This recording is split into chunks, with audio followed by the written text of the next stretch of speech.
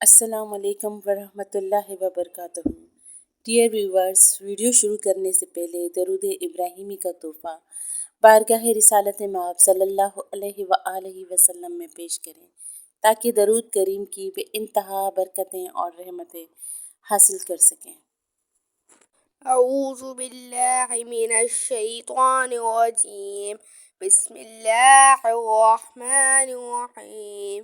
اللہم صلی علی محمد وعلی آل محمد کما صلیت علی ابراہیم وعلی آل ابراہیم انکا حمید مجید۔ اللہم بارک علی محمد وعلی آل محمد کما بارکت علی ابراہیم وعلی آل ابراہیم انکا حمید مجید۔ حضرت خدیجہ رضی اللہ تعالیٰ عنہا کا بھتیجا حکیم بن حزام حبشہ کی منڈی میں غلام خریدنے کے لیے گیا۔ ڈھونڈتے ڈھونڈتے ایک غلام نظر آیا جو باقی تمام غلاموں سے مختلف تھا۔ اس کا کھڑے ہونے کا انداز، اس کے بات کرنے کا طریقہ اسے بہت اچھا لگا۔ حکیم نے سوچا یہ غلام میں ضرور خریدوں گا۔ آخر کار غلام 400 درہم میں خرید لیا۔ اس غلام کی عمر اس وقت 8 سال تھی۔ وہ اپنی والدہ کے ساتھ اپنے نانا کے گھر گیا۔ گھر کے باہر کھیل رہا تھا۔ باقی سب بچے اپنے گھروں کو واپس چلے گئے۔ وہ اکیلا باہر رہ گیا۔ قبیلہ بنی کین کا قافلہ ادھر سے گزر رہا تھا۔ انہوں نے اکیلا بچہ دیکھا تو اسے اغوا کر لیا اور زبردستی اسے اپنا غلام بنا کر بیچ دیا۔ ایک آزاد انسان کو طاقتور کے زور پر غلام بنا لینا اس زمانے میں بہت عام بات تھی۔ غلام کے والدین اپنے بیٹے کو یاد کر کے دن رات روتے رہتے اور صبح ہوتے ہی اس کی تلاش میں نکل جاتے۔ ان کی زندگی کا مقصد اپنے بیٹے کی تلاش تھی۔ غلام بہت زیادہ خوش قسمت تھا۔ حکیم بن حزام نے اسے خریدا۔ حکیم بن حزام کو یہ غلام پسند آیا تو انہوں نے اپنی پھوپھی جان کو تحفے میں دے دیا۔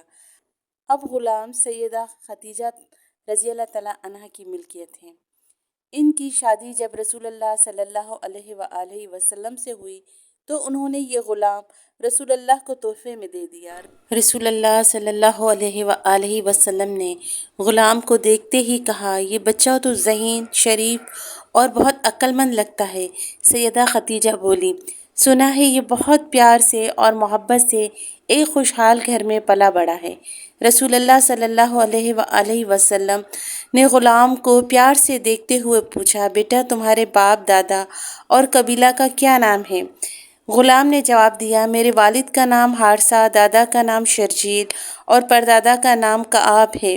میرا تعلق قبیلہ بنی ازرہ سے ہے۔ میری والدہ ثعلبہ کی بیٹی ہے اور قبیلہ طے سے تعلق رکھتی ہے۔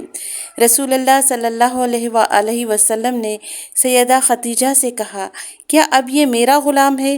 انہوں نے کہا، جی ہاں۔ رسول اکرم صلی اللہ علیہ وآلہ وسلم نے غلام سے کہا، بیٹا تم آزاد ہو، اب تمہیں غلامی کی مصیبت برداشت نہیں کرنی پڑے گی۔ میں تمہیں آزاد کرتا ہوں۔ اللہ کا رسول انسان کو انسان کی غلامی سے آزاد کرنے کے ہی لیے آیا تھا۔ پیدا ہوئے تو ابو لہب کی کنیز آزاد ہوئی، اب آزادی کی نعمت اس غلام کے حصے میں آئی۔ غلام نے اپنی خوشی سے رسول اللہ صلی اللہ علیہ وآلہ وسلم کی خدمت کو اپنی آزادانہ زندگی پر ترجیح دی۔ رسول اللہ صلی اللہ علیہ وآلہ وسلم کی خدمت میں کئی سال گزر گئے۔ ہر گزرتے لمحے کے ساتھ رسول اللہ صلی اللہ علیہ وآلہ وسلم سے اور بھی زیادہ محبت ہو گئی۔ قبیلہ بنی کلب کا ایک قافلہ حج کے لیے مکہ آیا تو ان کی نظر اس غلام پر پڑی۔ اس زمانے میں قبیلہ کے لوگ ایک ہی جگہ پر رہتے تھے، اس لیے ایک جیسی شکلیں اور جسم بہت جلد پہچان جاتے۔ انہوں نے دیکھتے ہی پہچان لیا۔ غلام سے ماں باپ کے متعلق پوچھا تو ان کا شک یقین میں بدل گیا۔ قبیلہ بنی کلب کے لوگ حج سے واپس اپنے گاؤں پہنچے تو انہوں نے غلام کے والد کو خوشخبری سنائی کہ اس کا بیٹا زندہ ہے اور مکہ کے ایک گھر میں غلام ہے۔ باپ بیٹے کی جدائی کو بہت سال گزر چکے ہیں۔ وہ اپنے بھائی کو ساتھ لے کر بیٹے کو آزاد کرانے کے لیے پیسے وغیرہ لے کر مکہ کے لیے روانہ ہو گئے۔ सारा रास्ता बेटे को मिलने और साथ ले जाने की सोचों में गुजरा कि कब बेटे से मुलाकात होगी, कब हम उसे अपने घर वापस ले जाएंगे, उसका मालिक कैसा होगा, क्या वो मेरे बेटे को रिहा करेगा कि नहीं करेगा, वो कितने पैसे मांगेगा, कोई शर्त तो नहीं रख देगा जिसे हम अदा न कर सके। हमारा बेटा गुलामी में न जाने कैसी जिंदगी गुजार रहा होगा। बेटा पैदा तो आज़ाद हुआ, फिर इसके नसीब में गुलामी क्यों। सारा रास्ता दिल में इसी तरह के ख्याल आते रहे।